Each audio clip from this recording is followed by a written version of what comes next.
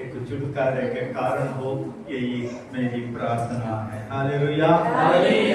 आज हम परमेश्वर के वचन से कुछ बातों को हम देखेंगे। उसके लिए 36 भजन संहिता 34 उसका 4 आयत थोड़ा पढ़ेंगे।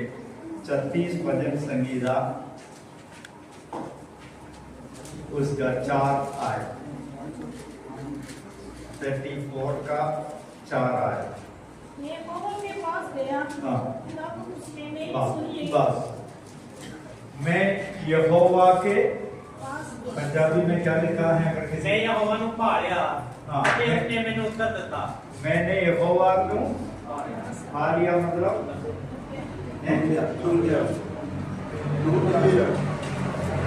मैंने यहोवा को पा लिया मतलब ढूंढ लिया, ठीक है ना? पा लिया मतलब ढूंढ लिया, नहीं तो ढूंढ कर मुझे मिल गया।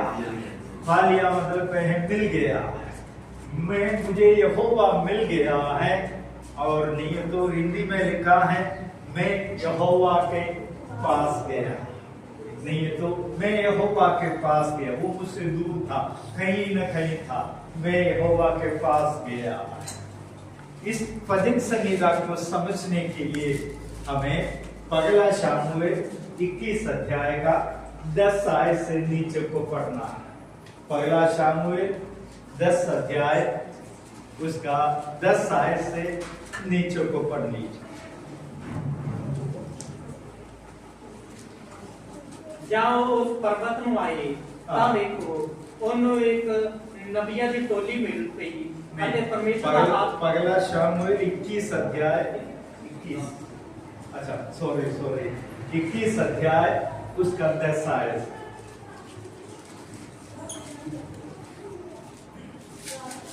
ਤਾਂ ਦਾਊਦ ਉੱਠਿਆ हाँ, ਅਤੇ ਸ਼ਾਊਲ ਦੇ ਡਰ ਨਾਲ ਉਸੇ ਦਿਨ ਭੱਜ ਗਿਆ ਅਤੇ ਗਤ ਦੇ ਰਾਜਾ ਆਸ਼ੀਕ ਦੇ ਕੋਲ ਚਲਿਆ ਗਿਆ। हाँ, ਆਕੀਸ਼ ਦੇ ਪਹਿਲਵਾਨ ਨੇ ਉਸ ਨੂੰ ਆਖਿਆ, ਹਾਂ। ਭਲਾ ਇਹ ਉਹ ਦਾਊਦ ਨਹੀਂ ਜੋ ਉਸ ਦੇਸ਼ ਦਾ ਬਾਦਸ਼ਾਹ ਹੈ ਅਤੇ ਉਹ ਨਹੀਂ ਜਿਸ ਦੇ ਲਈ ਉਹ ਨੱਚਦਿਆਂ ਹੋਇਆ ਆਪੋ ਵਿੱਚ ਗਾਉਂਦੀਆਂ ਸਨ।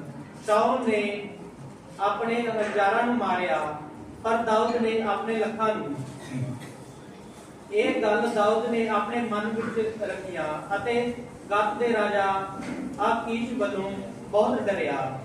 ਤਦ ਉਹਨੇ ਉਹਦੇ ਅੱਗੇ ਆਪਣੀ ਡੋਲ ਚਾਲ ਵਟਾ ਲਈ ਅਤੇ ਉਹਨਾਂ ਦੇ ਵੱਸ ਵਿੱਚ ਹੋਣ ਕਰਕੇ ਆਪ ਨੂੰ ਕਮਲਾ ਬਣਾਇਆ ਅਤੇ ਡਿਉੜੀ ਦੇ ਬੂਹਿਆਂ ਉੱਤੇ ਵਿਅਰਥ ਗੱਲਾਂ ਲਿਖਣ ਲੱਗਾ ਅਤੇ ਲਾਲਾ ਆਪਣੀ ਦਿਹਾੜੀ ਉੱਤੇ ਵਗਾਈਆਂ। ਤਦ ਆਕੀਸ਼ ਨੇ ਆਪਣੇ ਪਹਿਲਵਾਨ ਨੂੰ ਆਖਿਆ, ਲਓ ਵੇਖੋ ਇਹ ਮਨੁੱਖ ਤਾਂ ਪਾਗਲ ਜਿਹਾ ਹੈ। ਜੇ ਤੁਸੀਂ ਇਹਨੂੰ ਮੇਰੇ ਕੋਲ ਕਾਹਨੂੰ ਲਿਆਉਂਦੇ ਹੋ? ਭਲਾ ਮੈਨੂੰ ਪਾਗਲਾਂ ਦੀ ਥੋੜੋ ਹੈ ਜੋ ਤੁਸੀਂ ਮੇਰੇ ਸਾਹਮਣੇ ਪਾਗਲਪੁਣਾ ਫੈਲਾਉਣ ਲਈ ਉਹਨੂੰ ਮੇਰੇ ਕੋਲ ਲੈ ਆਏ। ਭਲਾ ਅਜਿਹਾ ਮਨੁੱਖ ਮੇਰੇ ਘਰ ਵਿੱਚ ਵੜ ਜਾਵੇ। 21 अध्याय का शुरुआत नहीं 22 अध्याय का पहला है। ਤਾਂ ਦਾਊਦ ਉੱਥੋਂ ਨਿਕਲ ਕੇ ਅਦੁਲਾਮ ਦੀ गुफा में ਸੁੰਦਰ ਵਿੱਚ पहुंच आया। बस यहाँ पर जो भजन संहिता में हमने पढ़ा है, मैं यहोवा के पास गया।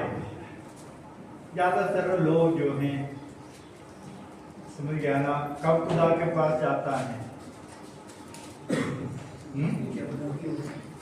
हाँ, जब सारी रास्ता बंद हो जाता है, आखिरी रास्ता हम खुदा के पास जाता है।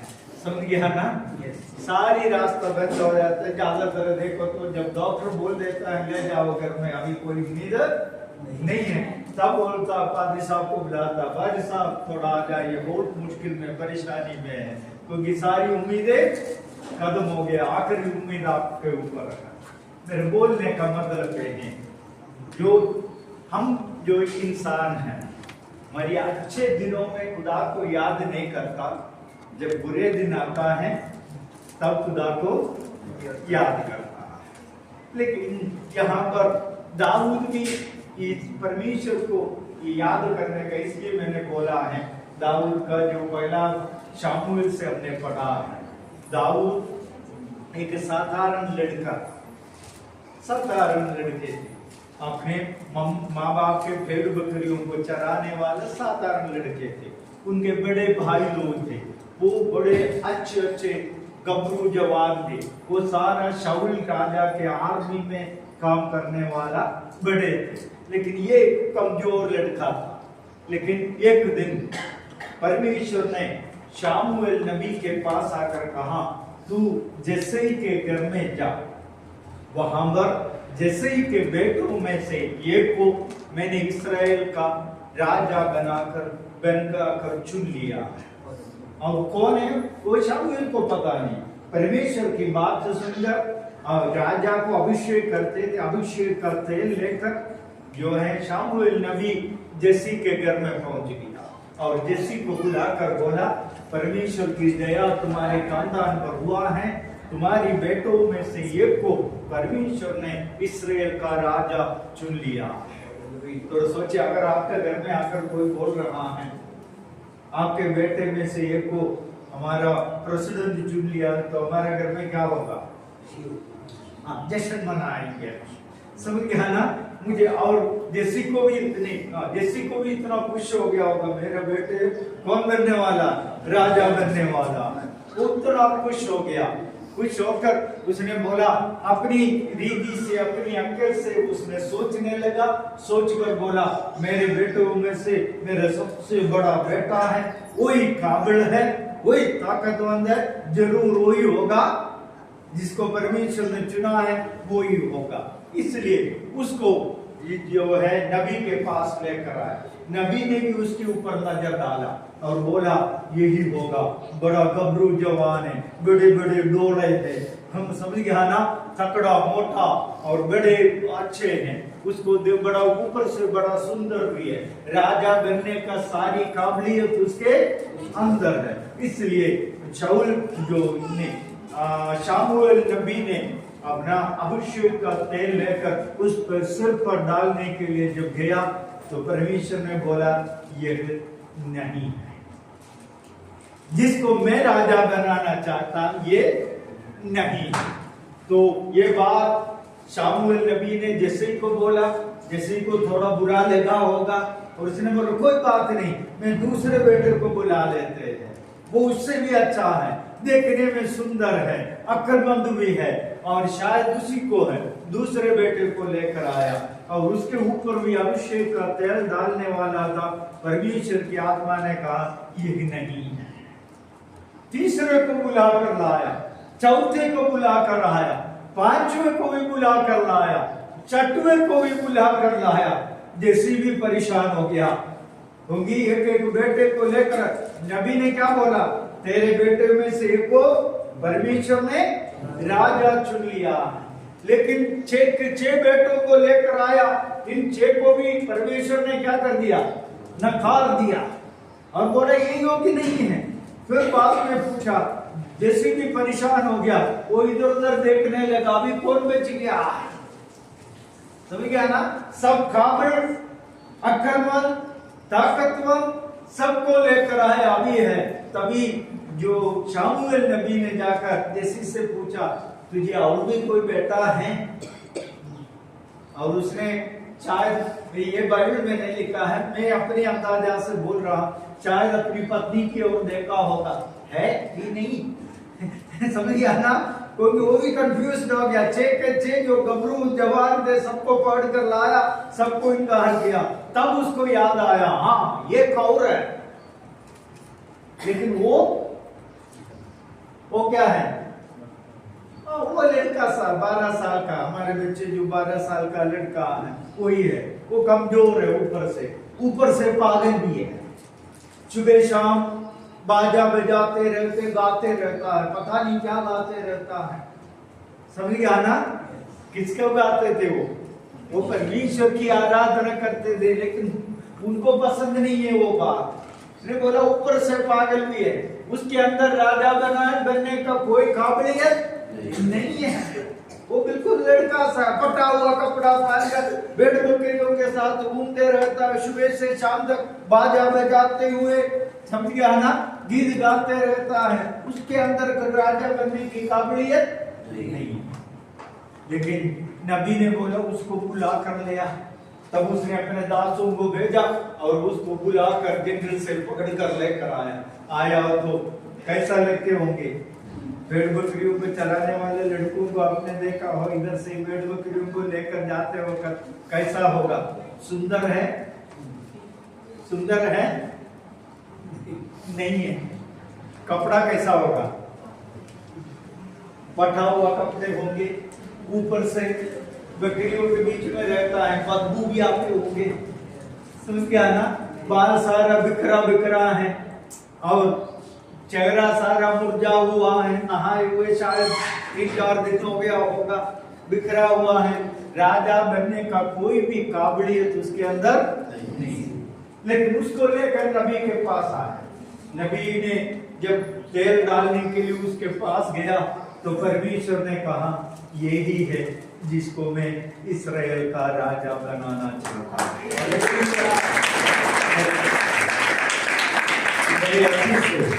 परमेश्वर जिनको चुनता है, परमेश्वर जिनको बुलाते हैं, उनको अपनी काबिलियत के अनुसार नहीं है, अपने ताकत के अनुसार नहीं है, अक्ल और बुद्धि के अनुसार नहीं है। परमेश्वर जिनको भी चुनता है अपने मर्जी के अनुसार चुना है। हालेलुया। और यहाँ पर बैठकर देखे, हमारे परिवार में भी देखे कितने अक्लमंद थे, पढ़े लिखे थे, अच्छे थे, धनी लोग थे, जो ज्यादा संपत्ति रखने वाले लोग थे, उनको नहीं बुलाया। हम बेवकूफों को क्यों चुना परमेश्वर ने? तो यो उसकी मर्जी है। हालेलुया। हम उसके ऊपर सवाल नहीं उठा सकता, क्योंकि जो बात हमें अच्छा लगता है शायद उसको परमेश्वर की नजर में उसको कोई अहमियत नहीं। उदाहरण में देता, एक धनी आदमी ने जाकर यीशु मसीह के पास जाकर बोला, वे प्रभु अनंत जीवन पाने के लिए मैं क्या करूं? एक सवाल पूछा, यीशु मसीह से पूछा, अनंत जीवन पाने के लिए मैं क्या करूं? यीशु मसीह ने कहा, तेरे को पता है मूसा के नियम में क्या क्या लिखा है, उसका पालन करे। उसमें लिखा है अपनी माता पिता का क्या करे? आदर करे, हत्या ना करना, झूठ ना बोलना, चोरी ना करना। और उसने वो सुनते ही बोला, हे प्रभु मैं बचपन से ही ये सब कुछ मान कर आया, इन नियमों में से एक को भी मैंने तोड़ा नहीं है, सब कुछ मान कर आ गया। मेरे माँ बाप का ख्याल रखता हूँ, उनका सम्मान करता हूँ, आदर करता हूँ, सब कुछ मानता हूँ। तब प्रभु ने बोला, तेरे अंदर एक कमी, तेरे अंदर एक कमी है, और वो कमी ये है कि तू अपना सारी संपत्ति बेचकर कंगालों को दान कर दे, उसके पीछे मेरे पीछे। और उसने क्या किया? प्रभु की बात माना नहीं। क्यों नहीं माना? अगर मैं और आप तो क्या बोलना था? हैं? वो आदमी बड़ा धनी था और वहां पर लिखा है वो दुखी होकर वापस गया क्योंकि वो बहुत धनी था। समझ गया ना? अगर उसका धन प्रभु को चाहिए तो क्या करना था? उसको चापलूसी कर उसके अपने साथ रखना नहीं है। लेकिन प्रभु ने उसकी धन को नहीं चाहा और उसकी धन की और मोह भी नहीं लगा है। और इसलिए जो हम धनी हैं, इसलिए खुदा का यह मत सोचना खुदा ने मुझे चुन लिया, नहीं तो मैं पढ़े लिखे हूं इसलिए मुझे चुन लिया है, मैं अक्लमंद हूं इसलिए मुझे चुना है। ऐसा नहीं है। ये परमेश्वर की दया है, अनुग्रह है जो मुझ पर और आप पर हुआ है कि मुझे और आपको क्या है?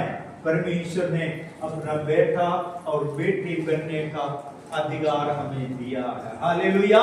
ये हमारी अच्छाई की वजह से नहीं, ये परमेश्वर की दया। तो दाऊद के ऊपर भी दया हुई, कोई अच्छाई ना होने के बावजूद भी वो क्या बन गया? राजा बनकर अभिषेक कर दिया। और कुछ दिन के बाद वो जब अपने भाइयों का हालचाल पता करने के लिए जहां पर अपने भाई लोग राजा शाऊल का सेना में शामिल थे, वो लोग वहां पर छावनी कर रहे थे। वहां पर हालचाल ढूंढने के लिए गया, वहां पर देखा एक बहुत बड़ा आदमी, क्या नाम है उसका नाम, हाँ गोलियत, 9.5 फीट लंबा, 9.5 फीट लंबा है तो शायद छत के उधर तक पहुंचे, समझ गया ना। और बहुत ही बड़ा भयंकर रूप वाला एक व्यक्ति, वो खड़े होकर चिल्ला रहा है और बोल रहा है, इस्राएल में अगर कोई हिम्मत वाला है तो मेरे सामने आए, मुझसे लड़े, और जो जीतेगा उसको दोनों राज्य, इस्राएल का राज्य भी उनका राज्य भी दे दूंगा। उनमें से किसी ने उसकी चिल्लाहट को सुना, उसकी बात को सुनकर सब के सब दिल के अंदर घुस गया, नहीं तो अपने अपने घर के अंदर घुस गया। उसको सामना करने के लिए किसी के भी हिम्मत नहीं था। तब दाऊद ने जब ये बातें सुना, दाऊद को गुस्सा आया, क्योंकि वो इस्राएल का परमेश्वर की खिल्ली उड़ा रहा था। इस्राएल को लोगों का खिल्ली उठाना वो तो सही रहता, लेकिन इस्राएल का परमेश्वर का खिल्ली उठाना उसको सहने से बाहर था। और उसने बोला, मैं तुझसे लड़ूंगा, मैं तुझसे लड़ूंगा। तब उनके भाई लोग दौड़ कर आया, बेवकूफ लड़के, तू बड़ा अपने आप को बड़ा मत समझ, नबी ने तुझे अभिषेक तो किया है, लेकिन अपने आप को इतना बड़ा ना समझ, इतना बड़ा आदमी के साथ तू लड़कर जीतेगा। और उसको बोला, उसको पकड़कर अंदर गया, अच्छा से उसका क्लास ले लिया और बोला, मुंह बंद कर इधर बैठना है। लेकिन उसने मुंह बंद नहीं किया। उसकी बात राजा के शाऊल के पास पहुंच गया। शाऊल आकर उसको पूछा, क्या प्रमाण पत्र है, मैं कैसा विश्वास करूं तू उसके साथ लड़ पाएंगे। और उसने कहा, हे राजा, जब मैं अपनी भेड़ बकरियों को चरा रहा था, वहां पर मेरे भेड़ बकरियों को पकड़ने के लिए एक भालू आए, और उस भालू को मैंने परमेश्वर की सहायता से पकड़कर चूर चूर कर दिया। फिर दूसरा एक दिन एक बड़ा शेर आया मेरे भेड़ बकरियों को पकड़ने के लिए, उसको भी मैंने मार डाल दिया परमेश्वर की सहायता से। और मैं आपको विश्वास दिलाता हूं, आज इसको भी जो परमेश्वर, इस्राएल का परमेश्वर का खिल्ली उड़ा रहा है, उनको भी मैं अगर मार कर गिराऊंगा। दाऊद तो शाऊल राजा ने सुना, इसकी गवाही सुनकर अच्छा लगा, और उसने बोला, तू लड़ने के लिए जा रहा है, ऐसा तो लड़ना नहीं जा सकता है। उसने अपनी लड़ाई का सारा कपड़ा दाऊद को पहनाया। 12 साल का लड़का 40 साल का जो है शाऊल का कपड़ा पहनने से कैसा लगेगा, वो उसको उठाकर चल भी नहीं सकते। उसने सारा उधर ही उतार कर रख दिया, ना कोई हथियार लिया। जब भेड़ बकरियों को देखने के लिए जाते थे, ख्याल रखने के लिए जाते थे, उसके हाथ में एक डंडा था और एक गोफन था, वो दोनों लेकर लड़ने के लिए निकल पड़े। थोड़ा सोचे, गोलियत वहां पर खड़ा है, 9 फुट लंबा है, उनका शरीर पूरे जो है लोहे से कवर कर रखा है, कोई भी हथियार उस पर असर ना करे।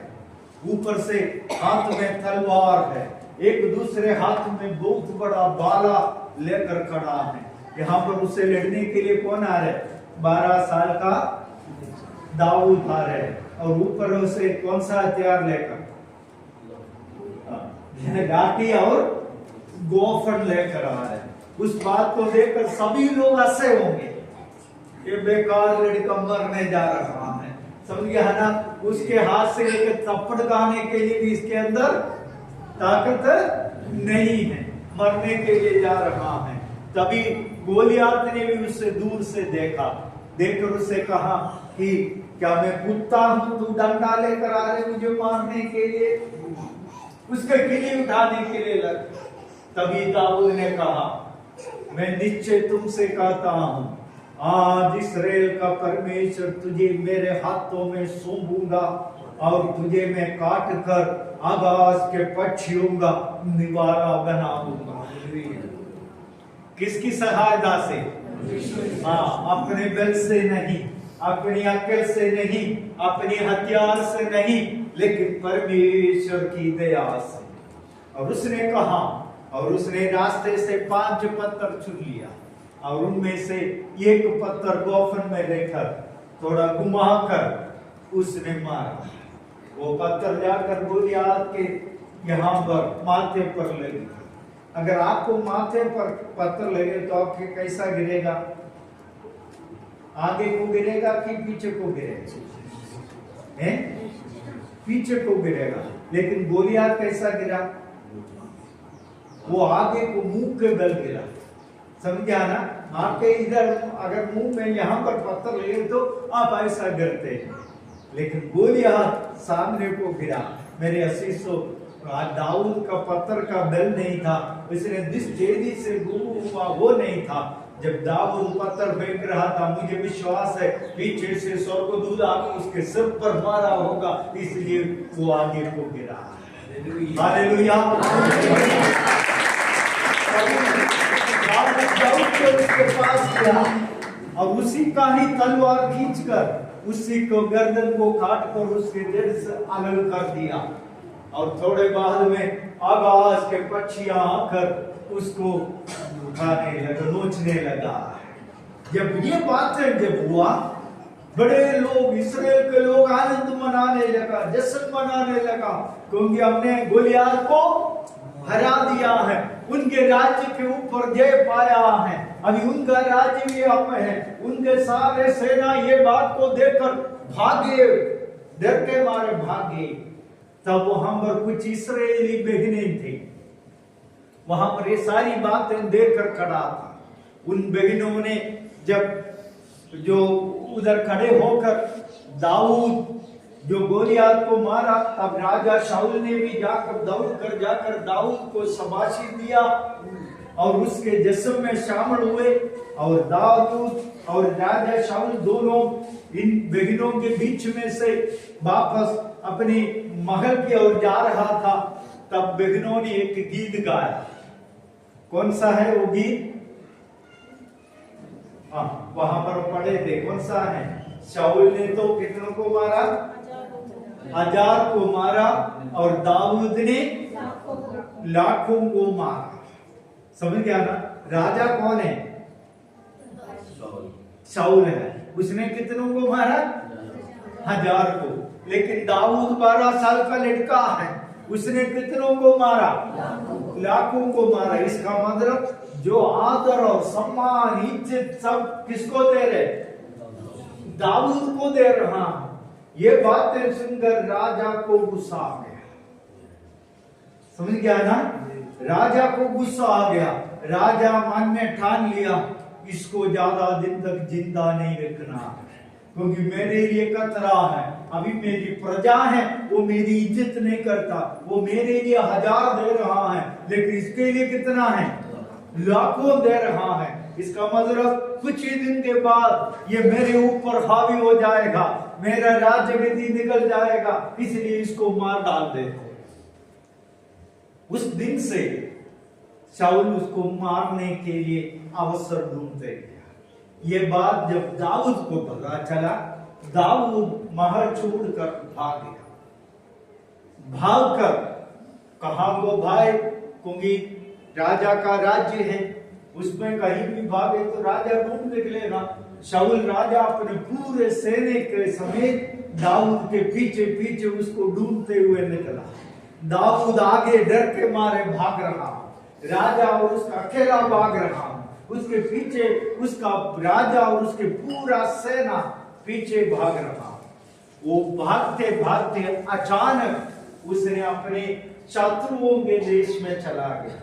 आपको याद होगा पुराने जमाने में हमारी भी जो हिंदुस्तान और पाकिस्तान के बॉर्डर में पहले जो अभी जो कांटों का तार नहीं बिछाते थे, हमारे किसान भाई लोग कभी कभी उस साइड में जाकर खेती करते थे, कभी कभी रास्ता हो जाते थे, अब पाकिस्तान में चले जाते थे। अभी तो वो बाढ़ बनाया हुआ इसलिए कोई बात नहीं, पहले ऐसा नहीं थे।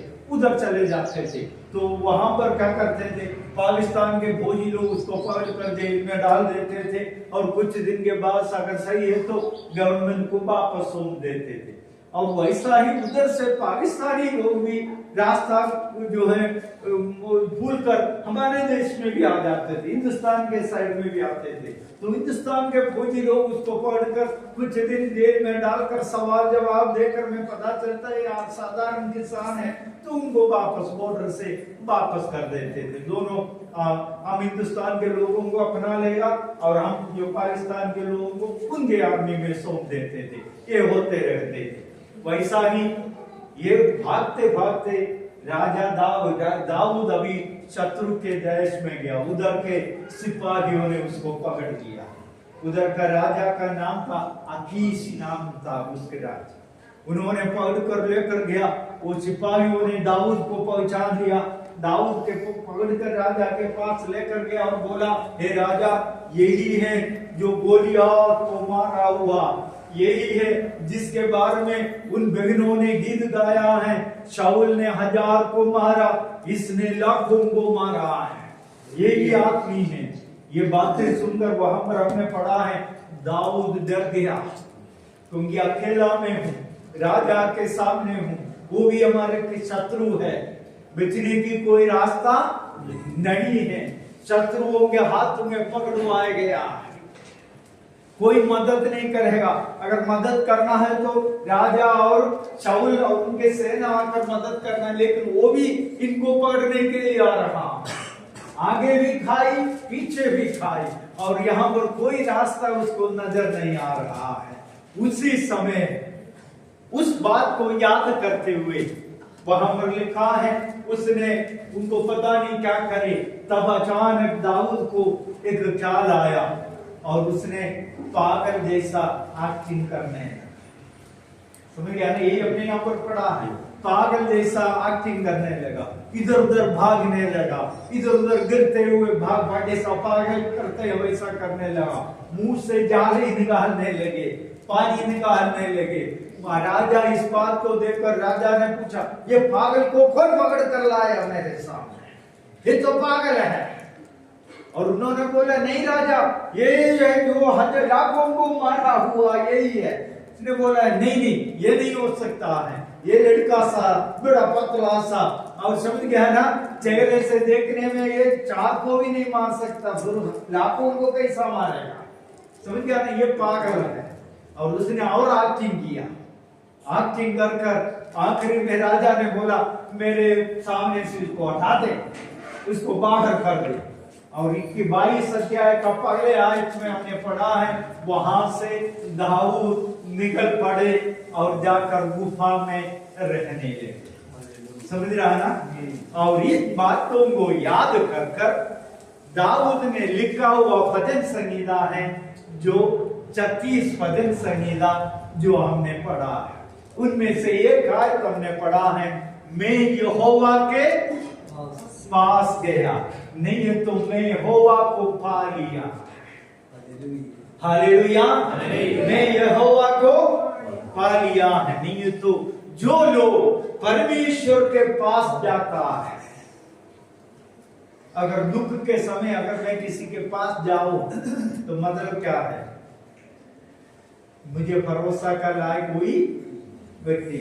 हमारे जीवन में भी बोलते समय आता है, हम बड़ा दुख में हैं लेकिन किसी से बोल, हाँ, हमें ऐसा कोई व्यक्ति नहीं मिलता है जिसके ऊपर हम भरोसा कर कर हम अपना दुख को बता सकें। लेकिन हमें जब ऐसा एक व्यक्ति मिलता है, उनके सामने बैठकर हम रोते हैं, हम अपना दुख का बयान करते हैं। समझ रहा ना, भरोसे के लायक है।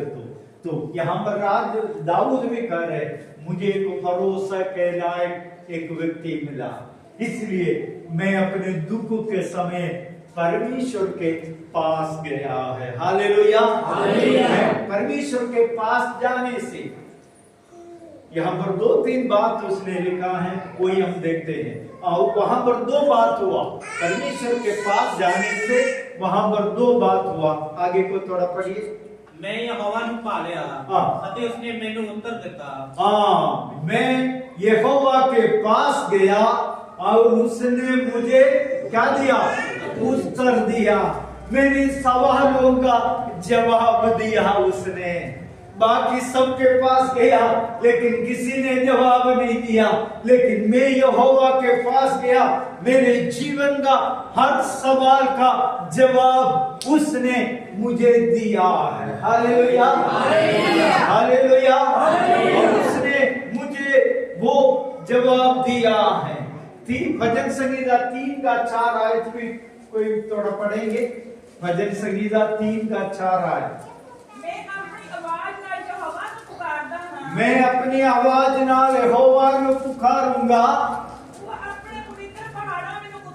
हाँ, वो अपने पवित्र पहाड़ों से मुझे उत्तर देता है। हालेलुया। तो यहाँ पर भजन संगीता लिखने वाला दाऊद की तीसरा भजन संगीता में कहा है, मैं यहोवा की ओर पुकारा और उसने अपने पवित्र पर्वत से मुझे उत्तर दिया है। हालेलुया। तो अगर आज मन में कोई भी सवाल है तो किसके पास जाना? परमेश्वर के पास आए। उसके पास आपका सवाल का जवाब। और मेरे पास नहीं है, पाली साहब के पास नहीं है, शायद यहाँ पर बैठे हुए किसी के पास भी आपके सवाल का जवाब नहीं, लेकिन परमेश्वर के पास।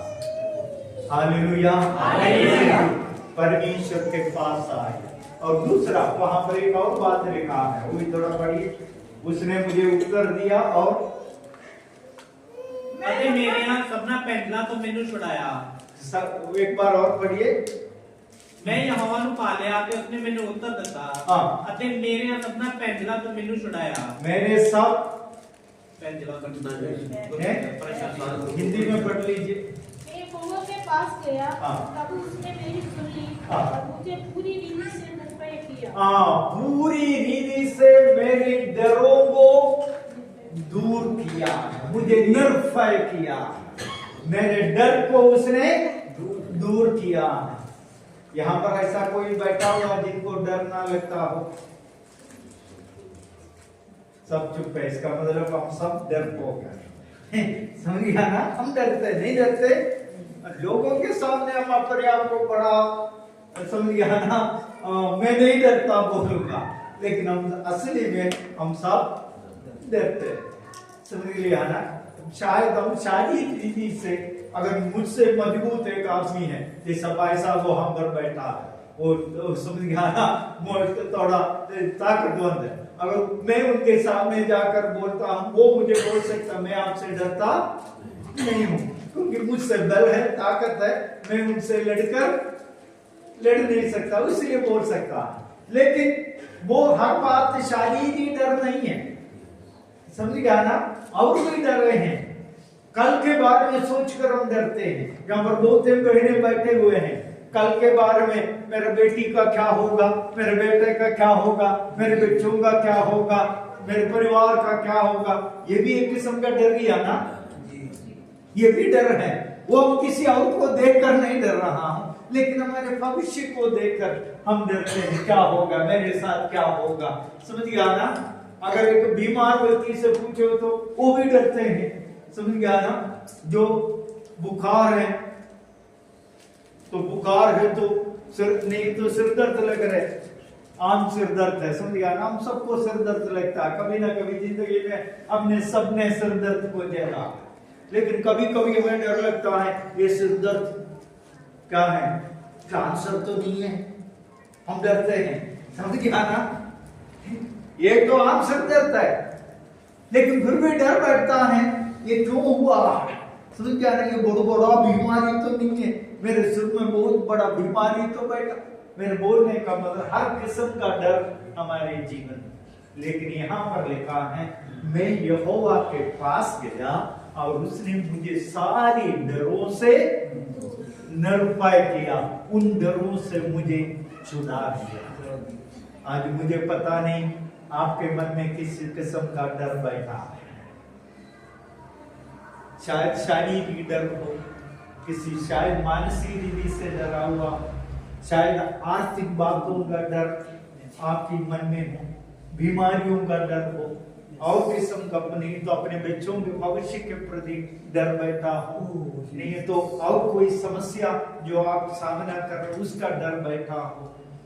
लेकिन आज परमेश्वर बुला रहा है, जो लोग परमेश्वर के पास गया उनको उसने क्या कर दिया, सारे डरों से मुक्त कर दिया है। Hallelujah hallelujah hallelujah hallelujah. मेरे असीसों, सारी डरों से भजन संहिता 18 अध्याय का 17 आयत में पढ़ी। भजन संहिता 18 अध्याय का 17 आयत। मेरे बलवंत वैरी तो ਉਹਨੇ ਮੈਨੂੰ ਛੁਡਾਇਆ ਅਤੇ ਉਹਨਾਂ ਤੋਂ ਜਿਹੜੇ ਮੈਥੋਂ ਕਿੜ ਕਰਦੇ ਸਨ, ਕਿਉਂ ਜੋ ਉਹ ਮੇਰੇ ਨਾਲੋਂ ਬਹੁਤੇ ਤਕੜੇ ਸਨ। ਮੇਰੀ ਵਿਪਤਾ ਦੇ ਦਿਨ ਉਹਨਾਂ ਨੇ ਮੇਰਾ ਸਾਹਮਣਾ ਕੀਤਾ, ਪਰੰਤु ਯਹੋਵਾ ਮੇਰੀ ਟੇਕ ਸੀ। क्या हिंदी में थोड़ा पढ़िए। उसने मेरी बलवंत शत्रु से और उनसे जो मुझ में घृणा करते थे मुझे छुड़ाया, क्योंकि मैं अधिक सामर्थी थे। मेरी विपत्ति के दिन वे मुझ पर आ पड़े, परंतु यहोवा मेरा आश्रय था। यहाँ पर विपत्ति मेरे शत्रु में से बलवंत थे, विपत्ति मेरे अंदर ऊपर आ पड़े, लेकिन यहोवा ने सब में से मुझे क्या कर दिया, बचा दिया, छुड़ा दिया है। मेरे असीसों, आज परमेश्वर का वचन हमसे कह रहा है, अगर डरे हुए हो तो खुदा के पास आओ, वो आपको निर्भय करेगा। Hallelujah hallelujah. अभी थोड़ा 5वां आयत पढ़े, 36 भजन संहिता का 5वां आयत।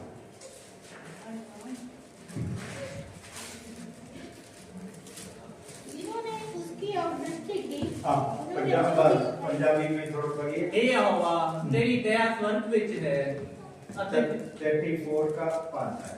ਉਹਨਾਂ ਨੇ ਉਹਦੀ ਵੱਲ ਤੱਕਿਆ ਅਤੇ ਉਜਲੇ ਹੋ ਗਏ ਅਤੇ ਉਹਨਾਂ ਦੇ ਮੂੰਹ ਕਦੀ ਕਾਲੇ ਨਾ ਹੋਣਗੇ। बस पहले हमने पढ़ा, जो लोग यहोवा के पास गए और उन्होंने परमेश्वर ने उनकी सारी दुआओं को सुन लिया, उनको सारी डर से अलग किया।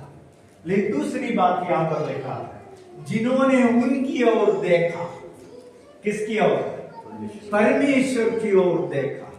जिन्होंने पहले परमेश्वर के पास गया, उनको निर्भय किया और उनकी बातों को परमेश्वर सुनकर उनको उत्तर दिया। लेकिन जिन्होंने पर जाने से नहीं, आंख उड़ाकर उसकी ओर दृष्टि किया, और उनके साथ क्या हुआ है, आगे को पढ़िए। उनका चेहरा क्या हुआ, ਅਤੇ ਉਹਨਾਂ ਦੇ ਮੂੰਹ ਕਾਲੇ पांच मुंह काला ना होने पर। नहीं, उससे पहले एक आयत है। ਉਹਨਾਂ ਨੇ ਉਹਦੀ ਵੱਲ ਤੱਕਿਆ ਤੇ ਉਜਲੇ ਹੋ ਗਏ। उनके चेहरे उजले हुए, इसका मतलब क्या है, प्रकाश। लेकिन यहाँ पर देखे तो सब उदास बैठे हुए, समझ गया ना, सब उदास बैठे हुए हैं। हमारे ऐसा ही उदास लोग खुदा के पास, खुदा की ओर नजर उठाकर देखा और वहां पर लिखा है, उनकी चेहरे उजाले हो गए, ज्योति से भर गया है। किसकी ओर देखा, मेरी ओर देखने से आपका क्या है, चेहरा उदासी दूर होने वाला नहीं है। पादरी साहब की ओर देखने से भी आपकी चेहरा से जो है, जो उदासी दूर होने वाला नहीं। फिर किसकी ओर देखना, परमेश्वर की ओर देखना है। और उसकी ओर देखने वालों की चेहरा क्या होगा, उजाले हो गए। यही हम पढ़ते हैं। और दूसरा वहां पर एक और शब्द लिखा, ਅਤੇ ਉਹਨਾਂ ਦੇ ਮੂੰਹ ਕਦੇ ਕਾਲੇ ਨਾ ਹੋਣਗੇ। उनके मुंह कभी काले होने, इसका मतलब क्या है, मुंह काला करने का मतलब क्या है? शर्मिंदगी। लोगों के सामने हम बोलते हैं, लोगों के सामने उसका मुंह काला कर, उसको क्या है, शर्मिंदगी का, शर्मिंदा करना है, इसलिए हम बोलते हैं। लेकिन यहां पर लिखा है, नहीं शर्मिंदा हुआ, उनको मुंह कभी काले होने नहीं दिया। आपको याद होंगे प्रभु यीशु मसीह का पहला जो चमत्कार है कौन सा था? काना के शादी में उसने ये काम शादी में उनको बुलाया गया, अपने चेलों के साथ, मम्मी के साथ शादी में शरीक होने के लिए गया। सब लोग शादी में जो होता, हम शादी में क्यों जाते हैं? शादी में क्यों जाते हैं? बोल दीजिए। खाना खाने के लिए जाता है, और क्या है? पहले थे कि वधू वर को क्या करना है, आशीर्वाद देना है, वही बात। आजकल तो उसका कोई परवाह नहीं करता। हम शादी में क्यों जाता है?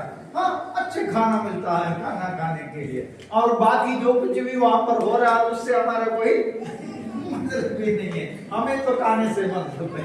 सब क्या ना, यीशु मसीह भी वहां पर शादी में गया, वहां पर गया, शादी में बड़ा हंगामा चल रहे थे। यीशु मसीह अकेले में एक साइड में खड़ा था। तभी उसकी माँ उसके पास आकर बोला, हे बेटा, यहाँ पर एक समस्या है, यहाँ पर दाखरस खत्म हो गया। इन्होंने बहुत मेहमानों को बुलाया, लेकिन सबको देने के लिए नहीं है। इनका नाम बदनाम होने वाला। थोड़ा सोचे, शादी में बुलाया, खाना नहीं खिलाया तो क्या करेगा? हाँ, आज के हिसाब से तो लड़ाई शुरू हो जाएगा। समझ गया ना? पिछले दिनों में एक शादी की बात किसी ने मुझे बोल रहा था। शादी में जो क्या बोलता है, पहले बार जब हम शादी में आते हैं, स्टार्टर, उसको क्या बोलता है? स्टार्टर जो पकौड़े वगैरह, चाय पानी के इंतजाम करते, जैसे है ना, शादी में आते, खाना बाद में आते हैं, उससे पहले चाय पानी का इंतजाम।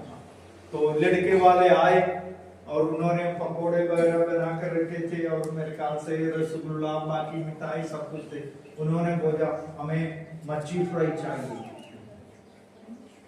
उन्होंने उसका इंतजाम ही नहीं किया था। समझ गया ना? लड़की वालों ने उसका इंतजाम नहीं किया, लड़कों वालों ने डिमांड कर दिया हमें मच्छी फ्राई चाहिए। अभी एकदम जाकर मच्छी फ्राई कहां से लेकर आएगा? उन्होंने बोला अभी तो आप माफ करें, आप तो जोड़कर माफी मांगा, हमें पता नहीं था, आप लोग समझ गया ना, तो इसलिए हमें इंतजाम नहीं। बस गुस्सा हो गया, हंगामा शुरू हो गया, शादी भी नहीं हुआ, होने नहीं दिया। लड़का लड़की, लड़का के परिवार को कोई इतराज नहीं है। उन्होंने कभी मांग भी नहीं किया है कि ये खाना होना चाहिए, लेकिन बारात में आए हुए लोगों का क्या है? उनकी डिमांड है कि हमें ये चाहिए, और हंगामा हो गया। शादी नहीं हुआ, शाम तक हंगामा होते रहेगा, आखिरी में पुलिस आ गया, सबको भगा दिया उधर से। शादी भी नहीं हुआ। इंस्पेक्टर साहब ने बोला आप लोग चिंता मत करो, अगर लड़का का परिवार और लड़की का परिवार दोनों शादी कराने के लिए तैयार है तो कल रजिस्टर ऑफिस में आ जाना, मैं शादी करा दूंगा। समझ गया ना? मेरे बोलने का मतलब है हमें शादी में जाने का किसी से मतलब नहीं, जांच कर इजाजत है, लोगों का खाने से मतलब नहीं। समझ गया ना? उसको अच्छा खाना। यहाँ पर भी कमी पा गया। तब ये मरियम ने तो यीशु की मां ने आकर उससे बोला इनके नाम बदनाम होने वाला है, क्योंकि खाना नहीं। तब यीशु ने एक दिन नहीं माना, लेकिन बाद में अपने पता है यीशु ने जाकर अपने दास सेवक लोगों को बोला उन गड्ढों में पानी भरे, उस पानी को लेकर देवनार के पास लेकर जाए, वो सबको बांट दिया, और सबने क्या किया? उस डॉक्टर उसको चक्कर बोला यही सबसे अच्छा। उन्होंने परमेश्वर की ओर देखा, तो इसलिए उनका नाम, उनके मुंह काला होने नहीं दिया। समझ गया ना? उनके मुंह काला होने नहीं दिया। मेरे असीसों, यहाँ पर भी लिखा है जिन्होंने उसकी ओर दृष्टि की उन्होंने ज्योति पाए, और उनके मुंह कभी काला होने नहीं दिया। अगर आज हम सचमुच आपकी जीवन की समस्या जो भी है, परेशानी जो भी है, उसके साथ परमेश्वर की ओर आस लगाकर परमेश्वर की ओर देखे तो उचित समय पर वो आपके लिए क्या करेगा, रास्ता खोलेगा, आपको शर्मिंदा होने कभी नहीं देगा। Hallelujah, hallelujah. अभी 6 आयत थोड़ा पढ़िए। इस मस्कीन ने पुकारिया हाँ। ਅਤੇ ਯਹੋਵਾ ਨੇ ਸੁਣਿਆ हाँ ਅਤੇ ਉਹਦੇ ਸਾਰਿਆਂ ਦੁੱਖਾਂ ਤੋਂ ਉਹਨੂੰ ਬਚਾਇਆ। हाँ, यहाँ पर लिखा है पहली बार ये मनुष्य ने नहीं तो हाँ निर्जन ने पुकारा, ये दीन जन नहीं, ये तो दाऊद अपने बारे में बोल रहा है। ये दीन जन ने किसकी ओर पुकारा? यहोवा की ओर पुकारा है। और नहीं तो दूसरे शब्दों में लिखा है यहोवा की ओर चिल्लाया है। ये वहां पर लिखा है यहोवा की ओर चिल्लाया है। और उसने क्या किया? 2 बात वहां पर हुआ तब यहोवा ने सुन लिया और यहोवा ने सुन लिया और उसको उससे सब कष्टों से छुड़ा दिया। और उसको उसकी सारी कष्टों से छुड़ा लिया। जो लोग यहोवा के पास आया उनको परमेश्वर ने उनकी जो रोने को सुनकर उत्तर दिया और उनको छुड़ाया है, सारी डर से उनको छुड़ा दिया। जिन लोग परमेश्वर की ओर देखा और उनके मुंह उनके चेहरे ज्योति से भर गए, उनके मुंह काले होने नहीं दिए। तीसरी बात, जिन्होंने यहोवा की ओर पुकारा और उनकी पुकार किसने सुन लिया? यहोवा ने सुन लिया। और दूसरी बात, उनकी सारी क्लेशों से, सारी कष्टों से किसने उनको छुड़ाया? यहोवा ने उनको छुड़ाया। Hallelujah, hallelujah. यहोवा की ओर पुकारे, उसने उनकी सारी क्लेशों से उनको छुड़ाया। मेरे असीसों, उसके लिए उदाहरण बोलते हैं बाइबल में, लेकिन एक उदाहरण बोलकर मैं जल्दी आगे बढ़ूं। हम योना नाम एक किताब है बाइबल के अंदर, योना के बारे में हम पढ़ते हैं। निकालना नहीं है, मैं बहुत जल्दी बोलकर मैं आपको समझा। योना को एक दिन परमेश्वर ने बोला, निनवे नाम एक देश है, वहां पर जाकर परमेश्वर की वचन का प्रचार करें।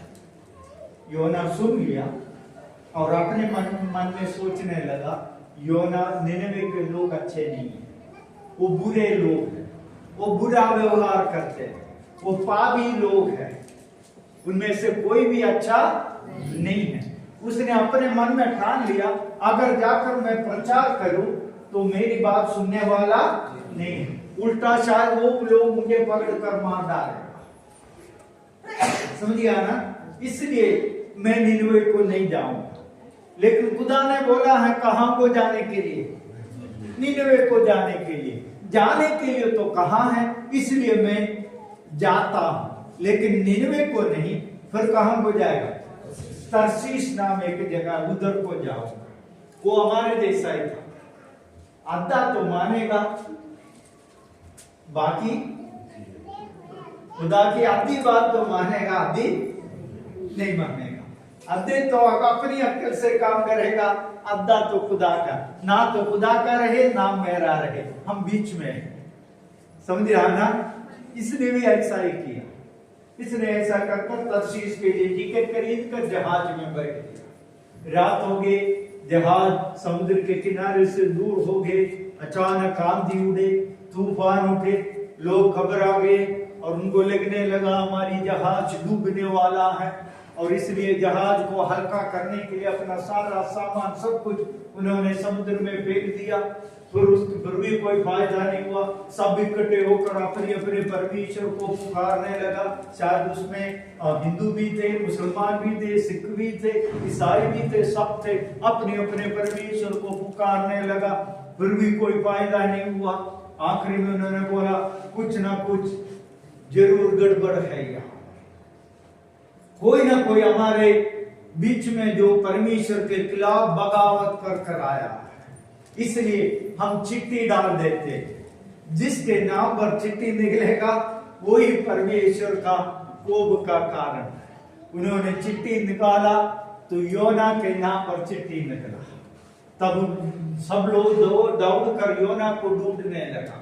आखिरी में जाकर देखा इस जहाज के निचली जगह पर श्रीमान आराम से सोया हुआ। समझ गया ना? बाकी सब लोग क्या कर रहे हैं? जहाज को बचाने के लिए मेहनत कर रहा, लेकिन बादशाह क्या कर रहे हैं? सो रहा। उसको जगा कर लेकर आया और आते ही उसने बोल दिया, तुम लोग चिंता मत करो, ये सारा समस्या का कारण मैं ही हूं। ये सारा समस्या का कारण मैं ही हूं। तुम लोग ऐसा करो, मुझे उठाकर पानी में फेंक दो, सारी समस्या खत्म हो जाएगा। लेकिन उन लोग बहुत अच्छे लोग थे, उन लोग उसको पानी में फेंकना नहीं चाहता, लेकिन उनके साथ सामने दूसरा कोई रास्ता नहीं था। इसलिए उन्होंने पहले परमेश्वर से प्रार्थना किया, हे परमेश्वर, ये शायद अच्छा आदमी है, लेकिन हम जानबूझकर इसको हत्या करने के लिए पानी में नहीं डाल रहा, लेकिन हमारे सामने दूसरा कोई रास्ता नहीं है, इसलिए हम इसको पानी में डाल रहा, तू उनको बचा ले। जैसा तेरा मर्जी है वैसा ही होने दे। उसको पकड़कर पानी में फेंक दिया। बाकी बात आप जानते हैं। परमेश्वर ने पहले से ही एक मच्छी को नियुक्त कर उधर रखा हुआ था। मच्छी ने उसको क्या किया? निकालने के बाद योना का किताब 2 अध्याय पूरा मच्छी के पेड़ में रहकर योना परमेश्वर से प्रार्थना कर रहा। और पहला आयत में लिखा है, परमेश्वर तू दयालु है, तू अनुग्रहकारी है, तू विलंब से क्रोध करने वाला है। और उसके बाद बोल रहे, मुझे बचा ले। समझ गया ना? अभी कहां पर पड़े हैं? मच्छी के पेड़ में है, दुख में है, तकलीफ में है, बचाने के लिए कोई नहीं है। हजारों कोस मीटर पानी के नीचे पड़ा हुआ है। कहां को मच्छी लेकर जा रहे कोई पता नहीं, कल क्या, अगला पल क्या होगा कोई पता नहीं है। समझ गया ना? हर बरिश से बचाने वाला कोई नहीं। उस मच्छी के पेट में से योना ने परमेश्वर की ओर पुकारा, और वहां पर लिखा है परमेश्वर ने उसकी पुकार को सुन लिया। हालेलुया।